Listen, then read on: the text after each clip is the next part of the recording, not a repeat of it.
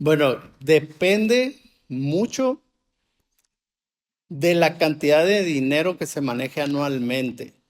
Ok. Sí, yo es lo primero que le digo a mis clientes. A ver, ¿realmente te conviene crear una sociedad cuando te están entrando 100,000 pesos mensuales? Y a eso quítale gastos y demás. Desde mi punto de vista, yo creo que no. ¿Sí? Hay un sistema como persona física en donde puedes tributar unas pequeñas cantidades si tienes hasta 2 millones de entradas anuales, ¿no? Entonces, si son dos o tres personas, yo les recomendaría más, mejor entra a ese sistema, tú tienes 2 millones, él tiene 2 millones y el otro tiene otros 2 millones, o sea, puedes manejar hasta 6 millones de pesos al año.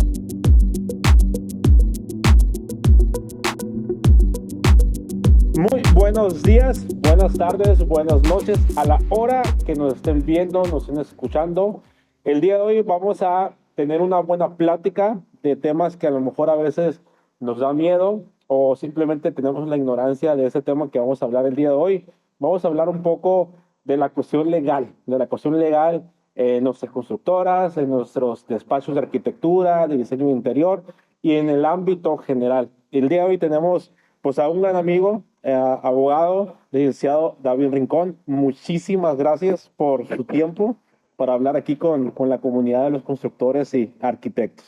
Hola, muchas gracias por la invitación. Muy buenos días, buenas tardes, buenas noches. Pues estamos para servirte y para contestar tus preguntas en lo que podamos auxiliar. Bueno, Lick, primeramente para la gente para que lo conozca, háblenos nada más un poco, sí, en breve, quién es David Rincón, para que sepan con quién estamos hablando, para que vean que lo que vamos a hablar no solamente son palabras, sino que es parte de la experiencia, nada más un poco de su semblanza.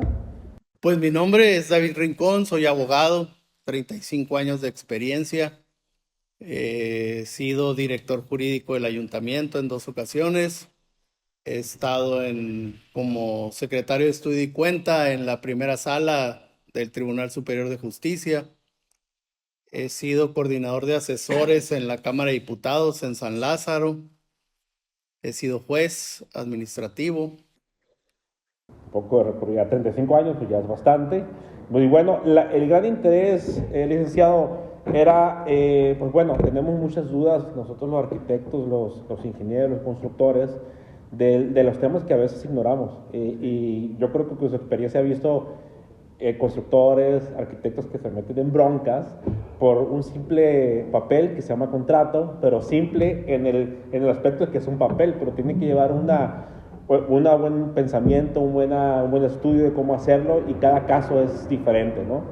Pero bueno, hablemos un poco de eso, pero para empezar, vamos a entrarnos al tema que no conocemos, que es la parte de la abogacía, que se divide en varias ramas, igual como en la construcción, gente que se dedica solamente a naves industriales, solamente a casas hogares. ¿Cómo se parte la cuestión de la abogacía para que más o menos nos dé un preámbulo para empezar a hablar en materia? Bueno, así en términos generales, debemos de entender, el derecho es un conjunto de normas, un conjunto de reglas que se establecen para convivir mejor en sociedad. Y dentro de ese conjunto de reglas hay una serie de ramas que se derivan del derecho en general, como es el derecho civil, que es el que más atañe a las constructoras, el derecho mercantil, el derecho laboral, el derecho penal, etcétera. Pero el derecho civil, que es el importante, es el que establece, entre otros, los contratos. Ok, Y el civil. el civil. Sí. Y el derecho civil al establecer los contratos, no se establece que este es un acuerdo de voluntades. ¿Qué es un acuerdo de voluntades? Pues que nos pongamos precisamente como dice la palabra, que nos pongamos de acuerdo en cuanto a qué queremos y cómo lo vamos a realizar, ¿verdad? Y entonces en los contratos, sobre todo en los de obra a precio alzado, que es el que más se utiliza en materia de construcción, Se establece cuáles son los derechos del cliente, cuáles son los derechos del ingeniero o de la constructora y cuáles son las obligaciones del cliente y cuáles son las obligaciones de la constructora. Es muy importante que llevemos a cabo un contrato, porque si no celebramos un contrato por escrito, entonces el contrato es verbal y al ser verbal se tiene que ceñir a lo que marca la ley. Y la verdad, al constructor o al ingeniero no le conviene ceñirse a lo que marca la ley porque todo está en su contra. ¿Sí? Si celebramos un contrato nada más verbal y, ay, sí, te voy a hacer la casa de 2 pisos por $100,000, pero no establecemos más, entonces el hecho de que la persona nos permita entrar a su terreno y que empecemos a excavar para empezar la construcción y que nos dé un adelanto de $1,000 o 10,000 o lo que sea, perfecciona ese contrato. Y entonces ese contrato, al ser verbal, se ciña a las reglas que marca la ley. Y al ceñirse a las reglas que marca la ley, pues todas las desventajas son para el ingeniero. El contrato verbal se puede tomar también cuando uno hace un contrato al principio y hay una extensión de trabajos. ¿Se hace como una combinación o cómo puede entrar ahí? No sé si me explico. O sea, vamos a decir que a mí me encargaban, por decir algo sencillo, una barda, como se dice así, y hice el contrato, lo hice a la perfección, usted me asesoró y todo, pero casi por terminar me dice el dueño, oye, pues hazme ahora la cocina. Y como ya estoy en la obra, ya estoy ahí, está bueno, pues nada más dame 30,000 pesos más, por decir y lo empiezo a hacer. Ahí entra una combinación o cómo es que, porque eso es típico en la construcción. Así es. A eso se le llama un adendum o un agregado al contrato original, ¿ok? Que puede ser verbal o puede ser por escrito. Como decíamos, el contrato es un acuerdo de voluntades, pero ese acuerdo de voluntades puede crear derechos y obligaciones, puede modificar derechos y obligaciones o puede extinguir derechos y obligaciones. Entonces, en el momento en que, oye, también le agregamos la cocina, los muebles o ya la loseta que me habías cotizado no me gustó, ahora quiero mármol, se va a modificar el precio. Claro. ¿Sí? Entonces, todo eso yo les recomiendo plásmenlo por escrito. Y se hace lo que se llama un adendum, que es un agregado al contrato original donde se modifica, por decir algo, la cláusula tercera, que es la que hablaba de la loseta, y se dice, ya no va a quedar como estaba, ahora quedará de la siguiente forma. Y ahí agregamos las modificaciones que se hayan hecho al contrato original. Sí, porque en ese caso todos los constructores hacen lo mismo, ¿eh? O sea, que Sí. no llevan un orden por la cuestión de que como ya todo es para ayer, como todo es bien rápido, o sea, el mandar a hacer el contrato, que lo revisen, que puede ser 1 o 2 días a lo mejor, se puede evitar tantos problemas en un futuro como lo que se está comentando. Sí, sobre todo a la hora de las demandas. Okay. Yo entiendo que la cuestión técnica de ingeniería, pues ustedes la manejan a la perfección. Sin embargo, a veces el cliente, pues es muy especial y vienen conflictos. No, esa no fue la loseta que quedamos, no, porque ya mi vecino que su hijo está estudiando ingeniería, ya me dijo que la varilla de media no debió haber sido, que debiste meter una varilla de, no sé, X calibre, etcétera. ¿Sí?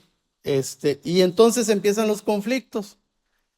Y el ingeniero, si no lo plasmó en el contrato, va muy seguramente a tener después una demanda por parte de su cliente, donde le va a decir que las calidades a las que se comprometió no son las que físicamente se están viendo en la obra. Y como les decía, de acuerdo con la ley, se entiende que todo lo que diga el cliente tiene razón. O sea, ya de Ah, o entrada sea, de entrada. llevamos esa desventaja. O sea, que como dice el dicho, el cliente tiene la razón, Sí, pero con la ley también. con la ley también.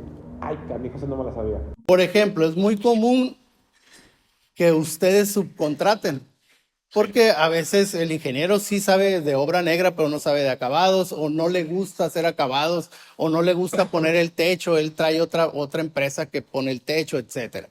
¿Sí? De acuerdo con la ley no pueden subcontratar. Si subcontratan, están violentando el contrato verbal que celebraron y entonces todo lo que les demande el cliente les va a ganar. Entonces hay que hacer un contrato por escrito donde señalemos si puedo subcontratar. Claro. ¿Sí?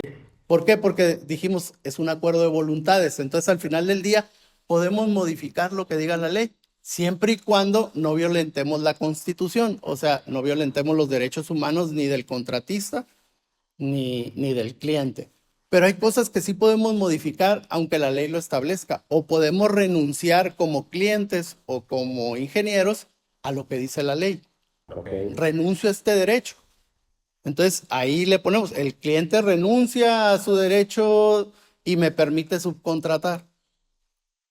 ¿Sí? Algo muy común también que hacen ustedes es variar, por ejemplo, aunque la calidad de la loseta sea la misma, pero variar la loseta porque ya la empresa que les vendía esa loseta está descontinuada, etcétera. ¿Sí? Y el cliente se aferra, no, es que era una loseta blanca del tal marca, 30 por 30, y me estás poniendo ahora una 40 por 40. Oye, pero es la misma calidad, es el mismo tono, nada más es otra marca. U otro tamaño nada más. Es el mismo otro Es la tamaño. misma marca, es el mismo modelo, pero es otro tamaño. O sea, entonces, ese tipo de cuestiones lo tenemos que plasmar en el contrato para efectos de que el día de mañana no haya un problema con el cliente, ¿no? ¿Qué pasa cuando ya está la demanda? Ahí, eh, Sigue siendo civil, porque yo recuerdo que se ha escuchado que se hace mercantil. ¿Cómo es que se hace esa transición entre las dos formas de demanda? Porque yo tengo esa duda, ¿no? Porque ahorita mi hijo es civil y me quedé, bueno, yo he escuchado que es mercantil. Entonces, ¿cómo juega eso, no? Ok. Si el problema es entre la constructora y el cliente, la demanda es civil. Ok. ¿Ok? Ya, o sea, ¿persona moral o persona física? Ya sea persona moral o persona física, si es con el cliente, como el cliente no se dedica a construir casas, Ya, ¿sí? ya. Entonces su actividad preponderante no es la construcción de casas. Aun cuando te haya contratado como ingeniero o como empresa constructora para construir una casa, él no se dedica a eso. Entonces, la rama que le corresponde atender esa situación es la rama civil. Sin embargo, cuando los dos contratantes sí se dedican a la construcción, entonces se vuelve mercantil. Ok. Siempre cuando haya un conflicto entre la constructora y al que subcontrató, es mercantil. ¿Va? ¿Por qué? Porque ahí generalmente son dos constructoras las que están en conflicto. ¿Sí? Y el cliente no tiene nada que ver, porque ahí el problema es entre quien construye y la persona o la empresa a la que se subcontrató para que auxiliara en la construcción. ¿Va? Entonces, como ahí es entre dos personas, ya sea físicas o morales, que se dedican preponderantemente a la construcción, entonces la cuestión es mercantil por su actividad comercial. Ok. ¿Ok? Entonces, también en el punto que comentaba de que no se puede subcontratar apenas que se ponga en el contrato y que el cliente renuncie a su derecho, como decía, se me viene a la mente, entonces, si yo agarro una construcción con un cliente que no se dedica a la construcción, si yo tengo prohibido por ley subcontratar, llámese que yo lo que tengo que hacer es que la gente que yo meta, la tengo que meter en mi nómina con seguro social. Sí. De esa manera no entro en contra de la ley. No, pero si celebras un contrato mercantil entre tu empresa y la otra empresa, ahí entras en un conflicto si metes a esos trabajadores en tu nómina. Ya, sí. Ahí sí, ahí sí, ahí sí tendría que subcontratar entonces, Sí, forzosamente. forzosamente, prácticamente sea. Porque además, digo, aun cuando tú eres, se le llama patrón solidario, aun cuando eres un patrón solidario con esos trabajadores, pues ellos no dependen directamente de ti. En el momento en que los metas a tu nómina, sí van a depender directamente de ti. Y Claro. los va a tener que dar de baja la otra empresa ante el Seguro Social, porque si no habría una doble cotización, que es benéfica para el trabajador, pero para las empresas no, porque estarían tributando doble. Y ahí entra otro tema súper interesante, que es la parte del seguro social, que cuando que pasan todas las obras, que hay accidentes, o incluso el trabajador demanda a la empresa, o demanda, en mi caso que yo tengo una obra, pero que me contrató otra constructora, ahí quién es la responsabilidad. Yo como el que estoy ejecutando la obra, o la constructora, la contratista, pues. ¿Quién es el responsable de la demanda que hacen o del accidente que tuvo el trabajador? Porque eso es algo como bien delicado a revisar. En principio, los dos.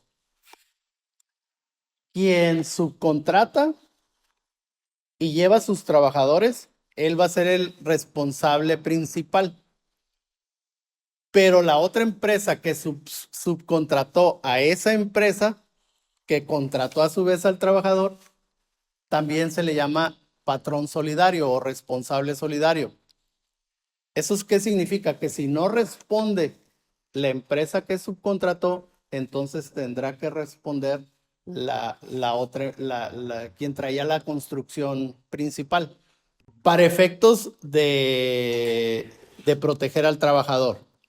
Ahora, ya por cuestiones patronales ante el Seguro Social, a la empresa subcontratista, que es quien traía al trabajador, se le van a imponer intereses a capital, que se llama, y eso va a provocar que su porcentaje a la hora de tributar ante el Seguro Social se eleve demasiado. ¿Sí? Entonces su cuota va a ser demasiado elevada, al grado que hay empresas que prefieren cerrar. Ok. ¿Sí? Por eso es muy importante que se dé de alta al trabajador en el momento en que se le contrata. Somos muy dados a contratar y, ay, sí sale bueno, entonces ya lo doy de alta en Ajá, el sí, sí, seguro. sí, sí. Sí, y lo tenemos ahí 3, 4 días sin darlo de alta en el seguro, a veces hasta una semana. Entonces, ¿yo qué les aconsejo? Denlo de alta en el seguro en el momento en que lo contratan, pero pónganlo a prueba. O sea, la ley nos permite que a nuestros trabajadores les demos un contrato con determinado tiempo de prueba. Ok. ¿Sí? Entonces, él dice que es docetero y que es experto y que puedes poner el nivel y va a quedar exactito en donde lo acomodes. Sí, sí. Ah, ok. Y él lo hace a plomo, ¿no? Como dicen. Y entonces, ok, a ver, aviéntate estos 100 metros cuadrados, ¿sí? Hazme tal figura, etcétera. Y ya después de ver su trabajo, ya te quedas de planta, ¿no? Pero por lo pronto te voy a poner a prueba. Y la ley lo permite. Pero ¿qué tenemos que hacer a su vez? Darlo de alta de inmediato en el Seguro Social para no tener esos problemas, porque después viene el famoso capital constitutivo que les decía, que nos impone el Seguro Social cuando les llega una persona que no está dada de alta, y eso provoca pues que nuestra cuota patronal se vaya Sí, hasta arriba, ¿no?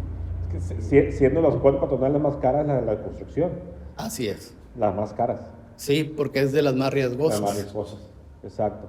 ¿Y qué pasa entonces cuando usted lo pone a prueba en un contrato, pero ante seguro se notifica esa prueba en el seguro? No, no hay necesidad. No hay necesidad. No hay necesidad. Se hace un contrato. Generalmente, cuando lo vas a contratar por una obra, se llaman contratos por tiempo determinado o por obra determinada, ¿sí? Y se establece ahí una semana de prueba. En una semana tú ya te diste cuenta si tu albañil salió bueno o no salió bueno, ¿sí? Si lo vas a dejar de media cuchara o lo vas a hacer maestro, ¿verdad? Sí. Entonces, pues es fácil de... Quien se dedica a la construcción rápidamente identifica a sus trabajadores, ¿no? Claro. Sí, Y lo puedes despedir con la mano en la cintura, o sea, no tienes ninguna responsabilidad. ¿Por qué? Porque le estableciste una prueba, ¿sí? Lo, Tú lo despides dentro del término que estableciste de prueba, lo puedes despedir. Claro, no le vas a poner, "Oye, la obra va a durar 7 meses, 7 meses de prueba", no, pues tampoco, ¿no? Tiene que ser algo lógico en reciprocidad con el tiempo que va a durar la obra, ¿no? Pero te digo, una semana es más que suficiente para... Claro, sí. Y ahí entra otro tema a los trabajadores de la construcción, normalmente por costumbre, no sé si todavía esté vigente, porque yo recuerdo cuando estaba ya mucho más tiempo en la construcción, me comentaban los que eran mis jefes, y ya después cuando trabajé yo por mi cuenta, que por ley tenías que pagarles en efectivo. En clásicos sobrecitos y todo, ¿no? Pero yo miraba a otros que estaban como en la nómina directamente de la constructora, que sí le pagan con tarjeta. ¿Qué tan cierto es o es real de que el trabajador de la obra se le tiene que pagar en efectivo? Antes no existían todos estos sistemas tan modernos, ¿verdad? Digitales y demás. Entonces, nos tenemos que remitir a las épocas de la revolución, cuando a los trabajadores en general se les pagaba con vales, ¿no? ok.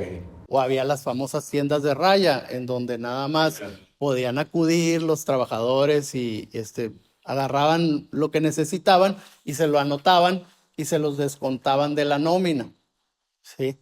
Entonces, para evitar eso, en los años de la revolución se estableció pues que se tenía que pagar en dinero, ¿ok? Pero hoy en día se entiende que pagarte en dinero es poderte depositar en una cuenta bancaria, que pagarte en dinero es poderte extender un cheque, que pagarte en dinero, o sea, la palabra dinero no significa simplemente un billete, ¿verdad? El dinero puede ser de muchas formas, incluso ya hay quien dice que hasta en bitcoins te pueden pagar, ¿no? Ok. Sigue siendo dinero. Sigue siendo dinero, ¿no? También seguimos acostumbrando a dar vales, que el famoso vale de despensa o el vale de gasolina o el vale de restaurante, a veces para el supervisor de obra, ¿verdad? Le damos vale restaurante, etcétera. Sí se puede, nada más que estos vales no pueden exceder el 20% del salario. Y ahora, hablando de las mismas partes del recurso humano, de los contratos, ¿cómo está eso de la cuestión de cuando ya hay un acuerdo o cuando ya una demanda, ¿cómo se le dice? Cuando ya procedió, o no sé cómo decirlo de manera correcta, se hace un cálculo sobre lo que es el daño, ¿no? O sea, en el monto de dinero, de 200,000, 100,000 pesos, depende. ¿Cuándo demanda el cliente? Cuando demanda el cliente a la constructora o al arquitecto. Entonces se supone que ya ahorita, pues lo he escuchado un poco de mi esposa, de Dania, de eso de la nueva ley como de acuerdos, o no sé cómo decirlo de manera correcta, que se hace un monto y ya bueno, se repara el daño, ¿no? Pero hay veces que a lo mejor se nos hace mucho, se nos hace poco, depende de dónde esté la perspectiva. Y el arquitecto que debe de pagar esa cantidad, no está de acuerdo, por X o por Y razón, ¿qué se hace ahí? Primero habría que analizar qué tipo de demanda es, ¿sí? ¿Por qué? Porque puede ser una demanda donde hubo un incumplimiento de contrato y se le dio, por ejemplo, dinero hasta un 50% de avance y ya físicamente hay una tercera parte nada más de avance. Ya. Entonces, va a haber un perito que va a determinar primero cuál es el avance. Un perito que... Un perito experto es externo, Externo. que está autorizado por el tribunal, que es un ingeniero que se dedica específicamente a hacer cálculo, ¿sí? Entonces él va a calcular de acuerdo al contrato, de acuerdo a lo que hay, de acuerdo a los planos, de acuerdo a la bitácora. O sea, él se tiene que hacer de toda la documentación existente, luego ir a analizar físicamente cómo va la obra y verificar si lo que dicen las partes es cierto, ¿verdad? Porque el cliente puede demandar que ya le dio hasta el 50% de avance, pero a lo mejor nomás le ha dado el 35%, ¿sí? Y el ingeniero puede alegar que él ya llevaba el 70% de la obra y que es más, hasta le deben, ¿verdad? Pero en realidad apenas lleva el 25% de avance. Entonces, ¿quién va a determinar eso? Un perito. Obviamente, el cliente va a presentar un dictamen. La empresa tiene derecho a presentar otro dictamen. Y si no son coincidentes los dictámenes, el juez puede pedir hasta un tercer dictamen, que se llama tercero en discordia. Pero igual puede tomar en consideración nada más esos dos, aunque sean discordantes, ¿sí? ¿Por qué? Porque al final del día, el juez es el que va a determinar quién tiene la razón. Claro. Los peritos son auxiliares nada más, pero el juez no se tiene que casar forzosamente con los dos por ejemplo, que hubiera 3 peritajes, 2 a favor y 1 en contra. El juez no forzosamente tiene que decir, como que son mayoría, tienen razón. No, ¿por qué? Porque el juez tiene que analizar esos peritajes. ¿Qué tal que el peritaje nada más dice, de acuerdo a los documentos existentes y a la exploración física que hice, concluyo que es el 35%? Oye, a ver, espérame, pues eso no me dice nada.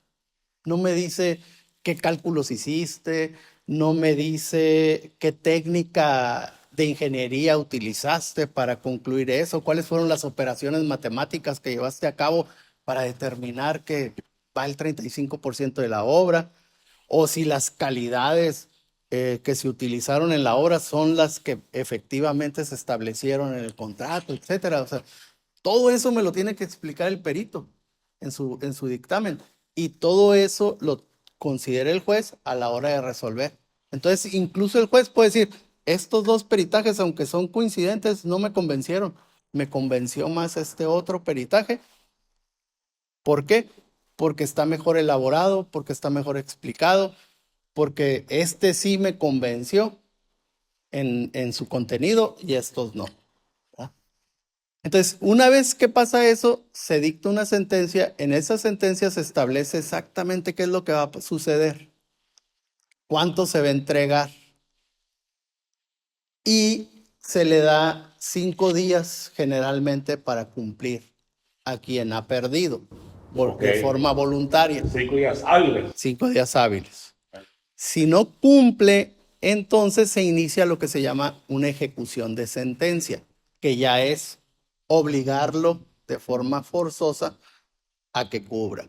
Y ahí entra otro tema súper interesante que hablaba de que si nos demandan por ya sea razón justa o injusta, porque pasa de las dos maneras, a una constructora, a un arquitecto, ahí viene otro tema que también estaría muy bueno tomar, la cuestión de las sociedades o de si conviene como persona moral o persona física para entrar ya en el tema de la construcción y cómo hacer la sociedad en todo caso. Porque yo por lo poca experiencia que tengo es que si algún día me llega un problema desde fiscal o legal, y si soy persona moral, pues van contra los bienes de la empresa. Pero no sé si la empresa como la generé está bien hecha, porque ya sabe, usted bien sabe que cualquier palabra, coma, algo mal redactado, puede haber problemas en un futuro. Entonces, qué sería lo mejor? ¿Qué es lo que usted recomienda? Bueno, depende mucho de la cantidad de dinero que se maneje anualmente. Ok. Sí, yo es lo primero que le digo a mis clientes. A ver, ¿realmente te conviene crear una sociedad cuando te están entrando 100,000 pesos mensuales? Y a eso quítale gastos y demás. Desde mi punto de vista, yo creo que no. ¿Sí? Hay un sistema como persona física en donde puedes tributar unas pequeñas cantidades si tienes hasta 2 millones de entradas anuales, ¿no? Entonces, si son 2 o 3 personas, yo les recomendaría más, mejor entra a ese sistema, tú tienes 2 millones, él tiene 2 millones y el otro tiene otros 2 millones, o sea, puedes manejar hasta 6 millones de pesos al año Claro. y cada uno de ustedes, o sea, ahí sí puedes jugar un poquito pues con las facturas y demás, estas para mí, estas para ti, y ahí vas campechaneando Podemos actividades económicas diferentes a lo mejor para... incluso en las mismas, no hay problema. Pero ya cuando rebasas cierta cantidad de dinero, sí te conviene mejor crear una persona moral. Y ahí sí, también depende de la actividad preponderante a la que te vas a dedicar. Depende si la haces sociedad anónima, si la haces sociedad anónima de capital variable o una SDRL. Muy aparte que a lo mejor para el gobierno no es bien visto, o no es de lo mejor visto, pero en la cuestión legal, ni siquiera vamos a ponerlo en lo ético, vamos a irnos a lo estrictamente legal. ¿Cómo lo considera usted? Ok, mira. eh, Outsourcing como tal, así como se maneja tipo Estados Unidos, es ilegal. ¿Ok? ¿Por qué? Porque la ley mexicana, la ley federal del trabajo no lo permite. Yo creo que la palabra outsourcing, como se debería de manejar en México, está mal interpretada. ¿Ok? ¿Por qué? Porque sí sería posible utilizar, o sea, al final del día estás subcontratando a otra empresa. Claro. ¿Sí? Sí, sí, sí. Entonces, sí es legal, sí es legal. El problema es como algunos lo manejan, que ¿quién da las órdenes? Pues las da realmente la empresa principal. ¿Quién pone el horario? La empresa principal. Usan el uniforme de la empresa principal. Le giran los oficios a la empresa principal. Lo que se debería de hacer es triangular para que fuera legal. ¿Eso qué significa? Significa que las órdenes se las tendría que dar quien los Y contrata. los contrató directamente. ¿Sí? El uniforme que deberían de portar sería de la empresa que los contrata. ¿A quién le deberían de rendir los informes? A la empresa que los contrata. Y entonces, esta a su vez, entre directivos de las dos empresas, darse esa información. ¿Sí? Ahí evitarías o le darías la vuelta a la cuestión ilegal y lo volverías completamente legal. O sea, a mí me contrató Juanito y yo le entrego mis informes a Juanito. A mí me pone mi horario Juanito. Yo porto el uniforme de Juanito y la nómina me la paga Juanito. Sí, el trabajo lo realizo con Jorge, pero toda mi actividad, todas mis obligaciones, todos mis derechos, los tengo con Juanito. Y Juanito, a su vez, tiene un contrato completamente legal con Jorge. ¿Sí? El problema es que cuando Juanito nos contrata, se olvida completamente de nosotros. Y entonces nosotros volteamos y todo lo hacemos con Jorge. Entonces Jorge se vuelve nuestro patrón. Y legalmente Juanito ya no existe. cuando legalmente es el patrón. cuando supuestamente es el patrón. ¿Sí? Entonces, lo que estamos haciendo es, estamos llevando de forma equivocada el famoso outsourcing. ¿Sí? Si una empresa me subcontrata a otra empresa para poner el techo, esa empresa tiene que llegar con sus supervisores, tiene que llegar con su personal y poner el techo. No podemos permitir que nuestra empresa contrate a otra empresa tipo reclutador. Porque es lo que hacen. Ajá. Y entonces ese reclutador se olvide por completo ya de los trabajadores y simplemente nos esté cobrando cada semana o cada 15 días y que él sea el que les pague. Porque ahí es donde nosotros nos convertimos en patrones y a la hora de una demanda, incluso hasta nuestro supervisor es el que corrió al trabajador, ¿sí? Pues a la hora de una demanda, ¿a quién van a demandar? A nosotros, no van a demandar a la empresa que los contrató. Nos va a demandar directamente a nosotros porque hay un principio que se llama subordinación. ¿Ante quién estuviste subordinado? O sea, el abogado, lo primero, laboralista, lo primero que le va a preguntar al trabajador es, ¿y quién te daba las órdenes? Fulano de tal. ¿Y ese fulano de tal qué es? Ah, pues es el supervisor de la constructora fulana.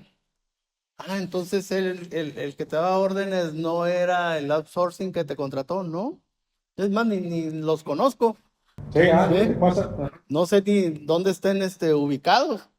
Yo trabajo todos los días, de lunes a sábado, en tal obra y a mí me dan órdenes el ingeniero fulano de tal. Entonces, a nosotros es a quien van a demandar y nosotros somos los que vamos a tener que responder. Y somos los que vamos a terminar liquidando a ese trabajador y pagándole pues todas las prestaciones que se establezcan. ¿Y de qué nos sirvió el outsourcing? De nada. Fue un gasto inútil porque aparte ese outsourcing nos cobra un porcentaje sobre cada trabajador que nos contrata. Claro, sí.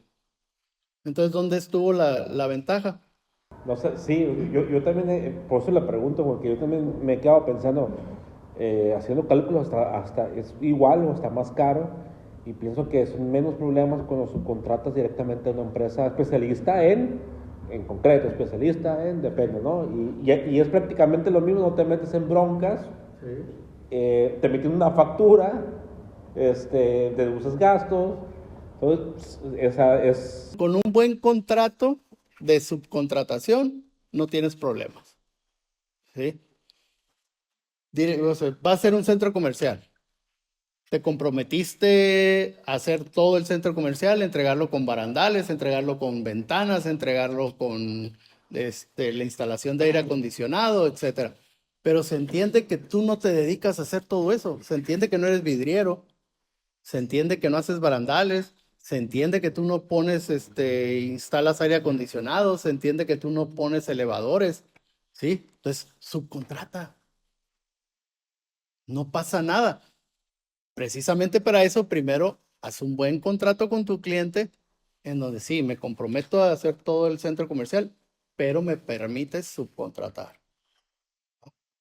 Yo te estoy cobrando 10 millones de pesos. A ti no te interesa cuánto me cobre cada uno de mis Claro. subcontratistas. ¿Sí? ¿Tú estás conforme con los 10 millones de pesos que te estoy cobrando? Yo sabré si mi ganancia es de 1 peso o es de 1 millón de pesos. ¿Sí? Entonces, eso ya te permite subcontratar y no tienes problemas de seguro social con esos trabajadores, ¿no?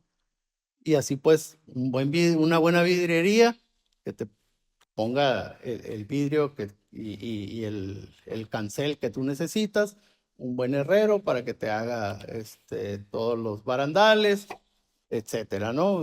Ahora hasta que se usa el estacionamiento ahí con decorativo, ¿verdad? Con concreto decorativo, etcétera. O sea, hay empresas que se dedican especialmente a eso, ¿no?